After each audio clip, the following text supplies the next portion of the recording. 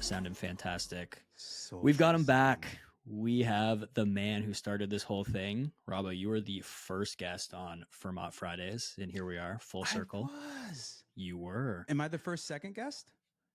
You are not. We've had Shreyas and Sarah back as returning guests, so Sarah's you don't fantastic. get to claim that title, but yeah. Sarah's fantastic, and Shreyas's hair is undeniable. So sometimes you just lose.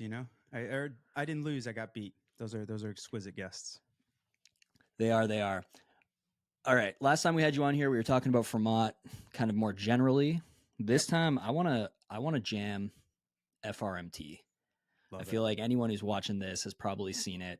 People probably think we're crazy. Why did we put together a couture line? So maybe let's start there, Robbo. Are we crazy? Maybe just a little bit, but not fully crazy. I'm crazy. You're not crazy. Lex isn't crazy. I'm Rashib, Shreyas. But so kind of high level, we build all our plans in quarters, and I build my marketing strategy and kind of tactics around 3 pillars: content, community, education. And then the 4th pillar is what I call Moonshot marketing. So asymmetric bets. That's just a fancy way of saying, hey, we're just going to send it and put it all on red. If it hits, we're going to make a bunch of money. If it doesn't, it's okay. And so usually I'll carve out 5 to 10% of the budget. So it's not like an existential risk. I'm not into actually, ironically, big bets. I like to make kind of smaller bets. And then we were just jamming. And we're just like, oh man, I'm into high fashion. I was hot off the acquired pod with LVMH. If you guys haven't listened to it, it's fantastic. The whole podcast is fantastic, but that episode in specific, like I said, I'm into just high fashion, Italian, French. I think those are the best fashion houses. And then we're named after a French guy. So it's like, dude, it just all landed. And so it was like, why don't we do a SaaS couture merch line? And then we kind of stole the old school, where you remove the vowels kind of thing. So FMRT just sounded amazing. And then from that just spiraled into, ideas are weird like that, right? They're kind of whispers. And then once you start to put enough scaffolding around it, then it can become a masterpiece. And so friends with Alex Garcia, a guy named Oren John and Clayton. And that's literally what Oren and Clayton do for a living. And we just started jamming. And so shout out to our VP of Finance who greenlit this. And then shout out to our fearless leaders who are absolutely on board.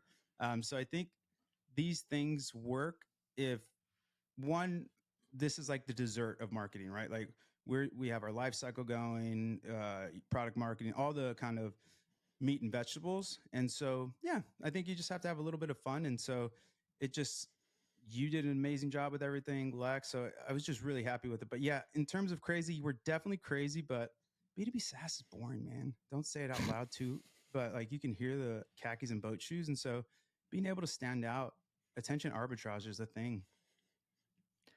Yeah, man, I'd say like honestly, the hardest part of anything is getting and holding attention. And this obviously helped with that. Like, even if you think like go back to the marketing textbook of like tentpole, right? Like, hey, can you do something where you can create a lot of momentum going into it? It peaks, and then like, hey, you can kind of hold momentum coming out of it, right? Like, these are the kinds of things that allow you to do that. So well said. And I think personally, my thesis around a CMO is they have 2 essentially jobs to be done at the highest level, kind of like the macro abstract: get momentum or keep momentum if you have momentum, and then allocate capital in an efficient and effective manner. But that's a really good thing that you brought up, because one of the things that we were struggling with was we have a bunch of people doing really, really well with the platform, but they kind of subscribe to the Andy Grove, only the paranoid survive. And so we can't talk about how well they're doing, what they're doing, et cetera. And the nature of our product is kind of nebulous to understand through words. But when you see it, it was just like, oh, it made so much sense. And so the other cool thing that we did around FRMT is I'm really good friends with Mike over at Postscript, and we didn't build a website. We did everything from, well, I mean, to be fair, we built a landing page, I guess, in Webflow, but that just sat on our normal website. And we wanted to test the thesis. Could we actually launch and do well with a brand that had limited drops? We only made 75 of each thing just using SMS. And the answer is yeah, it actually worked. I think we're 80-90% through the inventory right now, and now it's also in the size stuff. The hoodies and the shirts are pretty much those kind of outlier sizes now. So I couldn't have been happier. But yeah, that's the one thing I'm so glad you brought that up is Moonshot marketing isn't just about being crazy. It's about what's an outside of the box idea that can have direct line or at worst dotted line kind of business impact. So that's a really good distinction that you brought up, Alex, because I'm not all about lighting $100 bills on fire. I'll get fired. But I am about trying weird, wacky stuff in a controlled environment where, again, if it blows up, no big deal. Like we want, as a CMO, I want about 10 to 12% maybe of my marketing budget to miss, because then I know I have enough risk in the system. If all my marketing budget hit, that's actually a failure for me because I wasn't taking enough risk. Being too safe. Being too safe. Exactly. And you can't, especially at this stage of a company, you really need to be pushing the boundaries and seeing how we can really exponentially grow. And I think you do that again through those 4 pillars. And this was just such an easy, it just made so much sense because I mean, you're a director of product marketing, and you were just it was so challenging because you're like, dude, this stuff is awesome. But then we had to like hack some systems together to like show stuff off. And like, those are always okay ish, but it's never, you end up doing almost more work because you're using something and then you're trying to show it. And then it looks weird because you might have like demo data and stuff. And so now we actually have a brand that we can use and we don't have to ask anybody if we can talk about it, post about it, etc. So yeah, the business implications just made a ton of sense, and then the branding made a ton of sense, and then we have, in my opinion, the best marketing team. So it's just like, hey man, we're shoveling shit over here. You know, every now and then you gotta throw some lightning into the fun.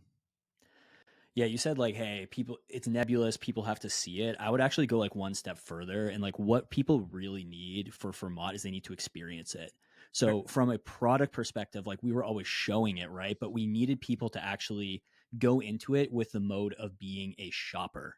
And when you are in shop mode, which we did with this whole project, is like we put people into shop mode and then put them into a FERMAT funnel. Now I'm starting to see kind of all the magic as I'm going through that I might miss if I was just being shown it. But now that I'm shopping it, it's like, oh yeah, like that detail. Oh yeah, this upsell. Like, oh, you're able to do that. Like it's just, it hits so much harder when I'm experiencing it.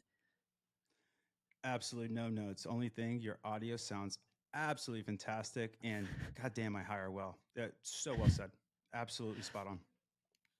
So, like you were saying, like we're not just lighting dollar bills on fire here. Like there always needs to be a like hypothesis around something. And for Yes. this particular one, it was, hey, we will do better if we can get people to experience the product. How are Yes. we going to go do that? What better way than like building or having our own products to sell? And how do you like scale that up? You build a brand around this. And like, dude, for years I've been wanting to do this, and like we Same. finally like made it happen. I posted about this on LinkedIn, and some of like the old squad from where I was before, they're like, oh, you've come a long way since seltzer water. Cause where I was before, we were trying to do SaaS, which was seltzer as a service, and sell like seltzer water. That's And terrible. I it love you, never but really that's got off terrible. the ground. It never really got off the ground, but this is so much better. And like from a product marketing perspective, like we were able, like you said, we didn't build a website. Everything was done through FERMAT funnels. And we actually had like a lot of different kind of iterations and manifestations of like how these Yeah, funnels were being used. And I think it's exactly right. important for us to like tell people what those were and like what we actually gained from this. So even before kind of like everyone experiencing the funnels, buying these products, we did a pre-release, and Yes. we had a party in Austin, and we put a funnel together for every single product. So for all of the Yes. products we had people able to like feel it, touch it, and we had QR codes, we had NFCs. We were able to basically like experience FERMAT in person. You want to Yes. kind of like give the people a little taste of what that was? Yeah. So one of the things that, as you can see behind me, I'm a big sneakerhead, and one of the things that happens in some of the really exclusive sneaker releases, it's called a friends and family release, where it's literally not ever open to the public. It's only homies, and you can go shop it. And I'm also a big touch it, feel it, kind of person when it comes to apparel, things of that nature. And we just have the best mobile experience, hands down. And so it's just like, hey, we can use QR codes. So we blew up these gorgeous pictures. We did a whole kind of high fashion photo shoot. We'll drop links to the pictures, but they're exquisite. So we had these big pictures blown up. Lex got them printed. They looked incredible. And QR codes were leading to the gorgeous funnels that you were building. And then we had these really beautiful cards that our designer made. And then we used near field technology, or basically near field chips. You basically just touch your phone and it can open a link. And so we use those two things to really allow people to not only, to your point, experience it, but they could literally purchase it. Where again, we made a really limited edition run, so we wanted to give these people the opportunity to not only experience it but purchase it. And it just speaks to the fact that we can really accelerate any of your shopping in terms of mobile experience, whether it's in real life events, whether it is direct mail, whether it's SMS. FERMAT does really well. And one of the cool things about it is now for people that do a lot of eventing and things of that nature, you can now become a showroom versus having inventory. So I just recently went to ACL, and the gear at ACL was exquisite. It was awesome, but you had to keep it with you. And it's like, dude, I don't want to walk Yeah. around the whole festival carrying stuff, doing this. I want to buy it. And so the other thing is it's easier to travel, especially if you're just sized. Like, you don't have to figure out, like, apparel and sizing is just a nightmare. And so now you can actually turn into a showroom. Or furthermore, if you want to have a smaller footprint in terms of a retail space, you can just have a retail space where people can come try it on, feel it, touch it, and then just use FERMAT to experience it. And since we run on Salesforce and primarily Shopify as well. Shopify POS integrates perfectly, so you're not even in different systems. So that was kind of the thought process. One, I just love a good party, don't get me wrong, but that was the thought process around it, where it's like we can show not only the core technologies, but different use cases that made a ton of sense. And so in person was one of those use cases. Yeah, I love the use case for our brands, but even for us as well. Like I installed the Shopify app on my phone so that I could see as people were buying while we were just like Yes. chilling at the party, drinking and seeing the money print. And the other thing for us too is like it was just again, it's we can talk about from all we want, but being able to show and experience it, like, hey, let's just touch, like, we can bring this with us. We just touch something, we show off like FRMT, like right there, showing it to someone, being able to experience. So, like, great use case for FRMT, but also just like, again, we're not lighting money on fire. Like, there's a reason behind this for us as well. Completely agree. People experience the world in stories and they buy with emotion. And this gave people a story to understand why FERMAT's important, how it can help them, and maybe not even help them, but then they can tell their friends. So, one of the biggest, or not biggest, but most potent heuristics you can use if you actually had a successful conversation with somebody is if they go and talk to somebody else and they ask them, hey, Alex, what were you talking to Rob about? If they don't have a rebuttal, you didn't do a good job in the conversation. You didn't give them a story to tell that person. And so that's really what we're trying to do is give people the story to tell, whether it's their marketing department, whether it's their CFO that doesn't want to greenlight this, or whether it's their investors that, hey, we need to have this technology because this is how we're going to accelerate our business, growth through experimentation. And so that was kind of the whole big macro thought behind it all. Yeah, and speaking of experiments, like trying to find new use cases, yes, we have this in-person one, but I think like the other way we're using the funnels, I'm actually like more bullish on than even Yes. that one, which is we used our FRMT funnels to seed influencers. So we Yes. had like a group of people that we wanted to be able to grab these products, be able to like experience them, and we wanted them to be able to grab it for free. Yes. So what we did was we put funnels together. I built bundles of all of these products into our FRMT funnels and then applied custom discounts to these so that they went to zero so that Yes. we could hand these out to the influencers. They would come in, give all their information, basically like where are we shipping this to, but also with FRMT, all of the variants in here are part of the bundle builder. So people could select their size, just click, click, click. Exactly right. I'm done. And we're sending all of these out to all those influencers with like basically us just sending a link and saying, grab it here. I personally think it's a game changer for like like seeding influencers. uh, Man, I couldn't agree more. And then there's also the ancillary point of like building your influencer funnels, because the challenge with influencers is like they're just not going to do stuff. And so you just have all these back and forth versus like, hey, dude, here's a link. You can pick the size, you can do everything. And then for people worrying like, oh, but what if that link gets out?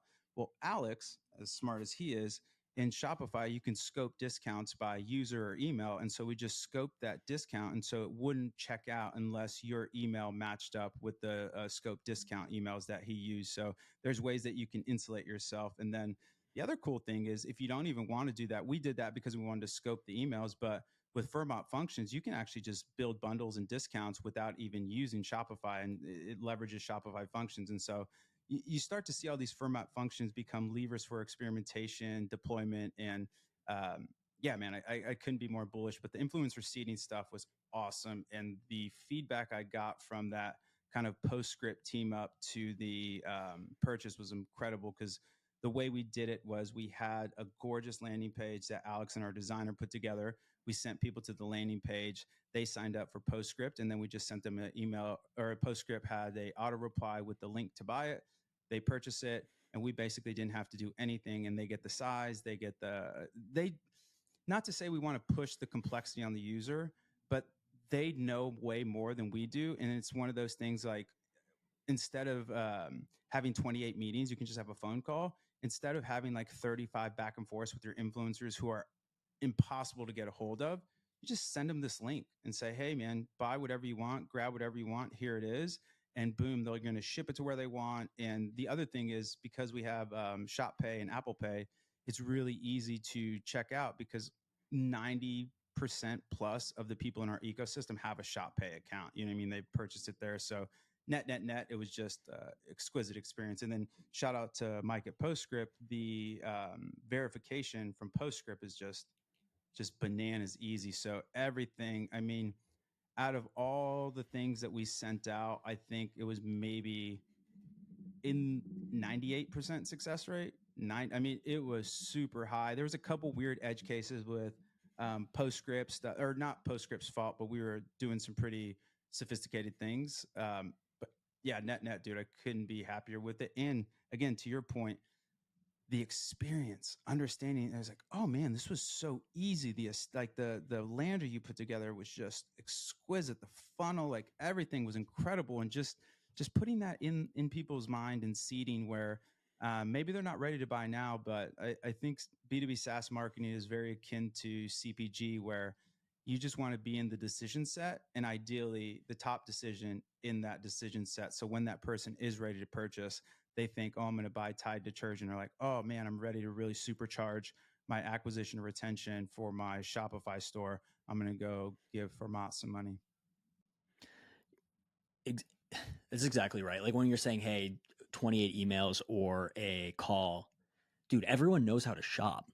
Like you can give an influencer a link and like it's just natural to go and shop it, right? Like there isn't all these like crazy bells and whistles that or hoops that I have to jump through in order to get my stuff. It's just like, hey, I'm gonna go grab that.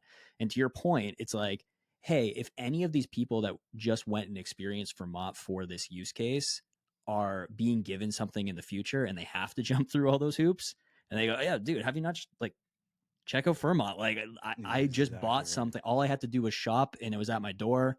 It was fantastic. So yeah, like let's just get out of people's ways and let them do what's natural. And it's pretty natural to just shop to be an influencer. Yeah, and most influencers are glued to their phones, and so being kind of where they're at with a mobile optimized um, experience is really the path for me. In my case, I mean, I I do some shopping on my desktop now, but it's more I think big purchases. Like I buy like something that's over like $1,000, which I don't buy a lot. I'm not fucking rich, but like a big quote unquote purchase, something that has a long consideration cycle, I'll usually do my desktop, or something that requires me to do a lot of research.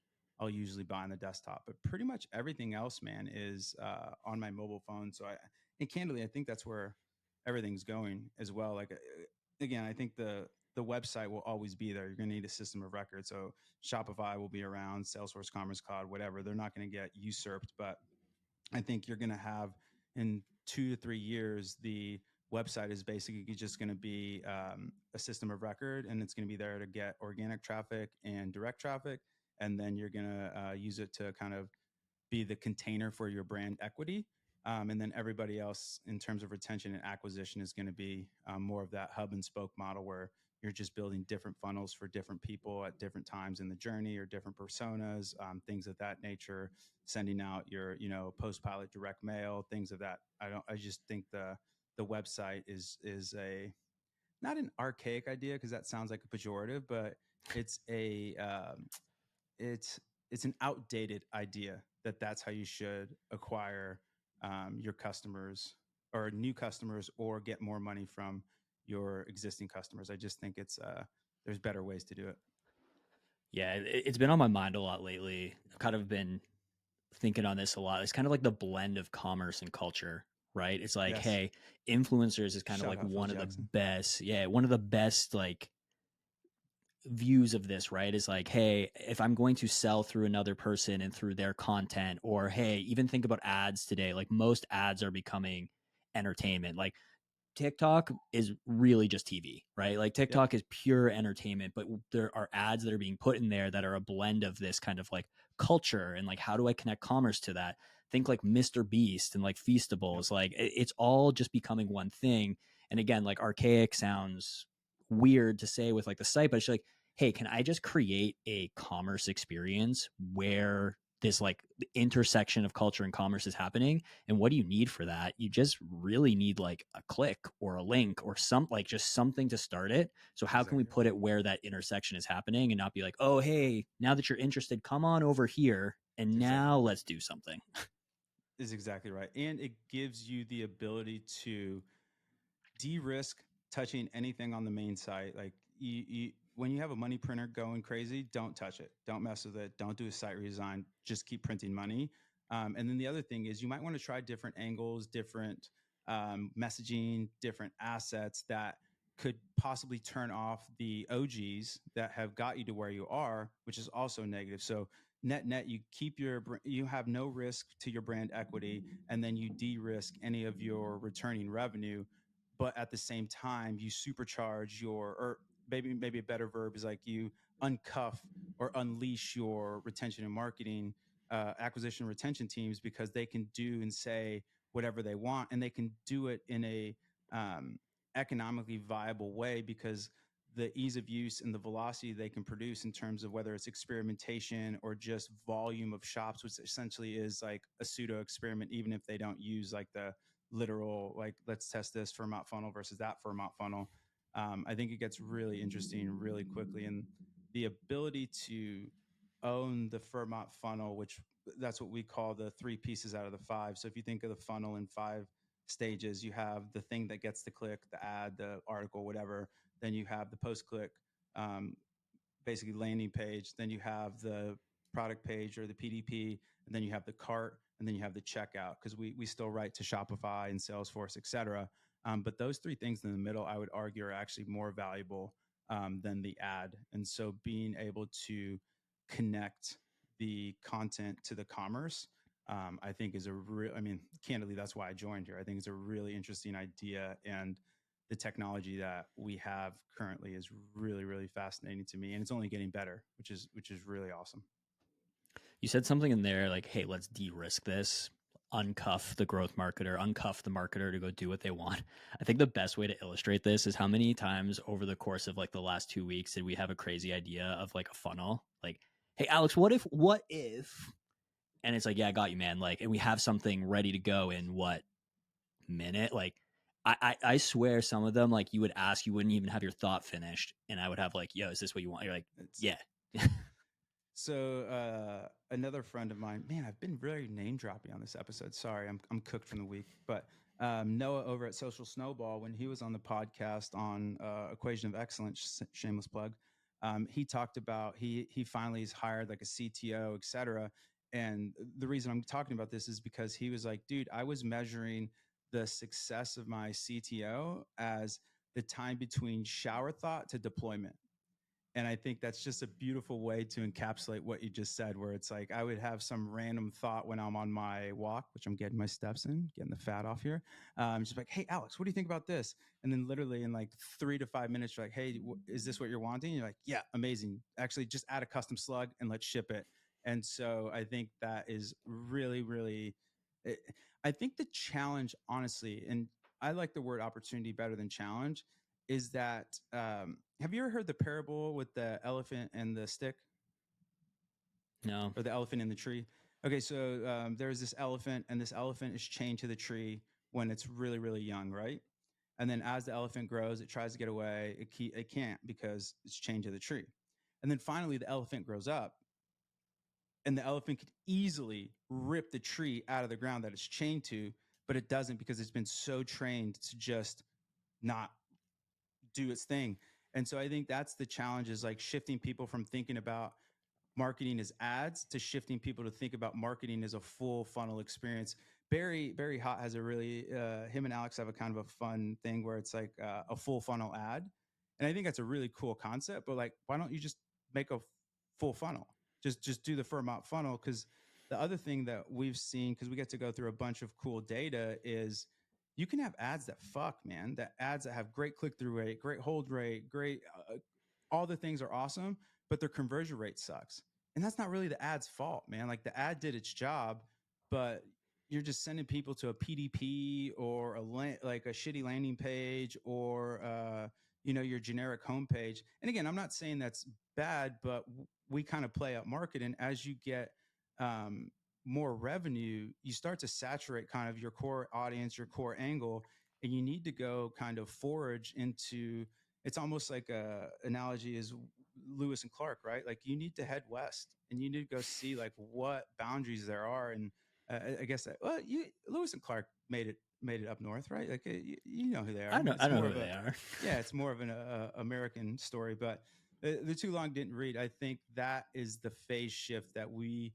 Um, that's one of the headwinds that we have, is like people are so fixated on making great ads, where it's like, no, that's not the way anymore. Like, yes, great ads are awesome, but why don't you think of it as making great funnels? One of the pieces of that is the ad. And so if I can give you 3 more pieces that you can actually do to make your ads even better, it's incredible. And the beauty of it is it's not necessarily an education thing. It's just a frame shift, because like the Dara Denny's of the world, all these people, they think of funnels the same way, and you just have to now extrapolate that thought process to those 2 to 3 more steps. And so that's what I'm really excited about, where I think it's going to be a really unlock when you have this paradigm shift of like, I don't need to be thinking of ads. I need to be thinking of funnels, and ads are a very important piece of the funnel. But I would argue you're going to do better with using a FERMAT funnel approach attached to your great ads.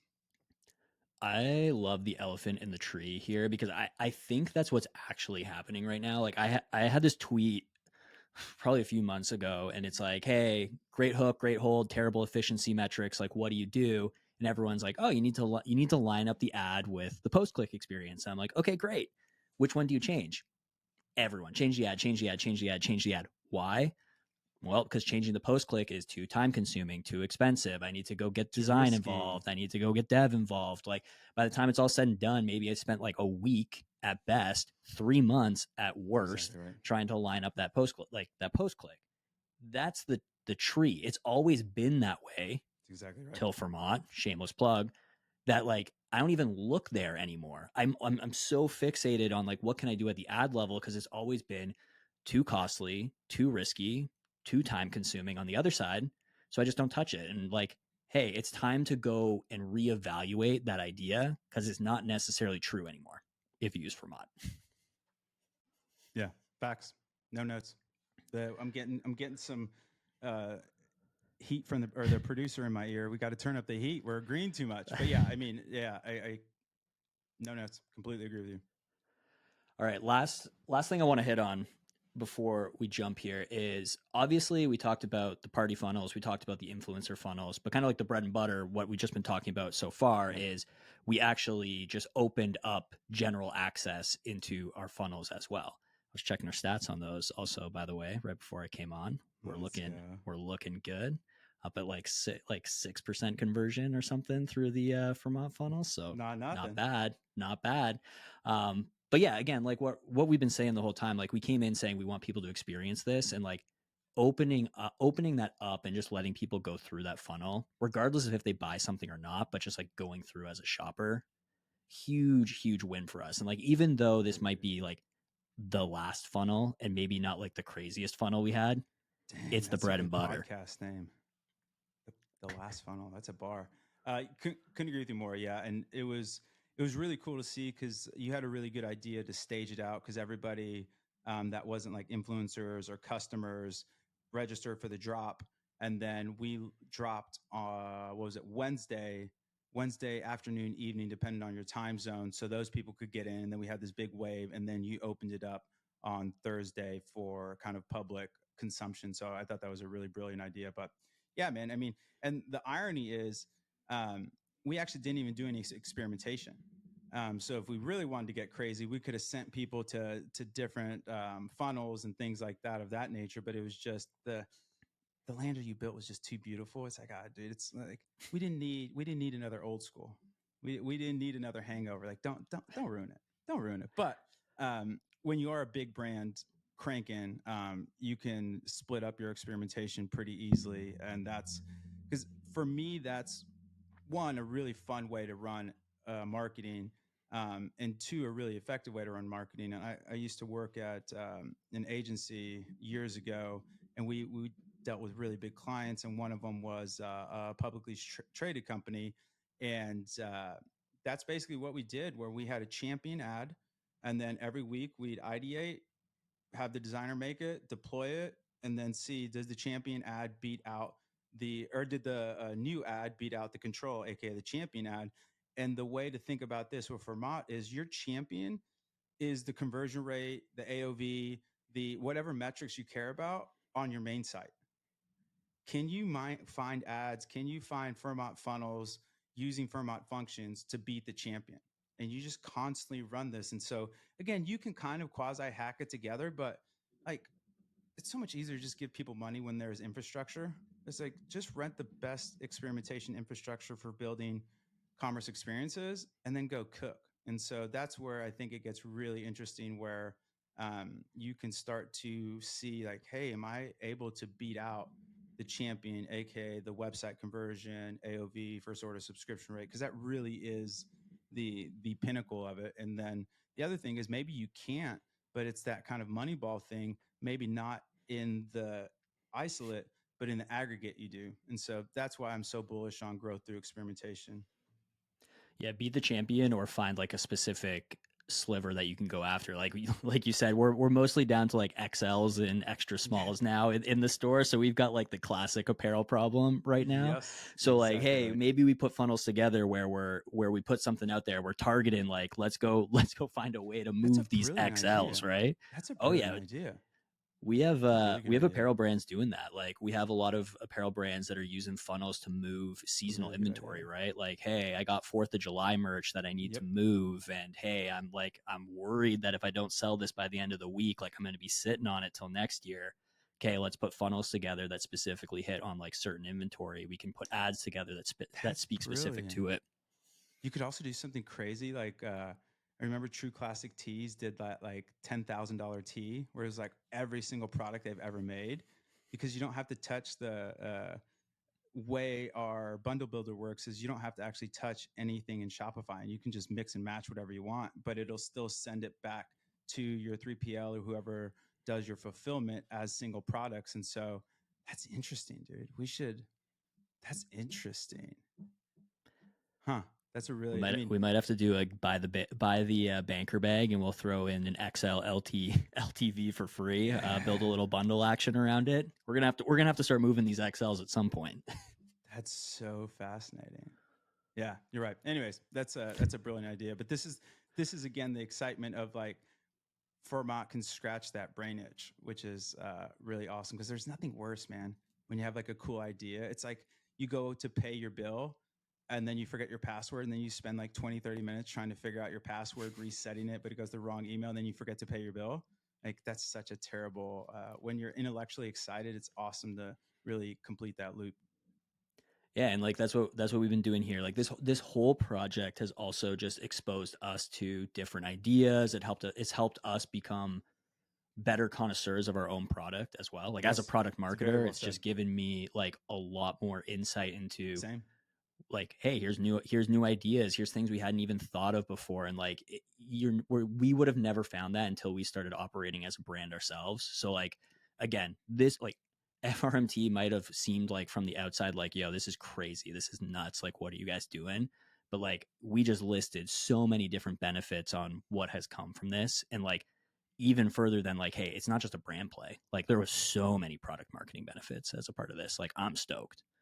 Yeah, completely agree. And we also made this episode to send to our VP of Finance so she doesn't kill me. We love you, Evelyn. And on that note, everyone check out And FRMT.store. And man, but you're really good in at all this, dude. seriousness, man, yeah, anything besides FRMT.store that we should be plugging right now? You want to give Equation of Excellence a shout out? Yeah, Equation of Excellence. All these FERMAT Fridays and all the content we do are on our FERMAT Commerce YouTube channel. So go check it out.